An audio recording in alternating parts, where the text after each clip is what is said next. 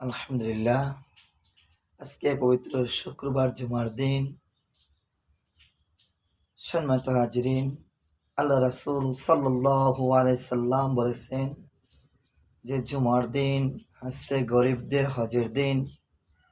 কারণ তাদের টাকা পয়সা নেই, তারা হজ করতে যাইতে পারে না মক্কা শরীফে। তাই তারা যেন শুক্রবার দিন আসলে, সপ্তাহের শ্রেষ্ঠ দিন শুক্রবার দিন, তারা যেন আগেভাগে মসজিদে আসে নামাজ পড়ার জন্য পবিত্রতা হয়ে। তাহলে যদি প্রথম মসজিদে ঢোকে তাহলে একটি উট সদকা করার সওয়াব পাবে, এবং ইমাম সাহেবের নিচে ইমাম সাহেব যেখানে বসে সেই পিছনের প্রথম কাতারে ইমাম সাহেবের সোজা বসবে, তাহলে অনেক সওয়াব পাওয়া যাবে।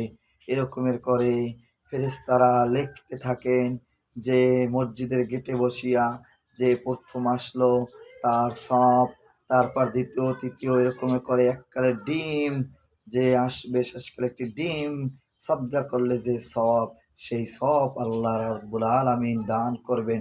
সম্মানিত হাজিরিন, তাই আমরা কেউ যেন মাহরুম না হই। আমরা যেন আগেভাগে জুমার আদায় করার জন্য জুমার নামাজ পড়তে আসতে পারি। আল্লাহ তৌফিক দিক। আমিন।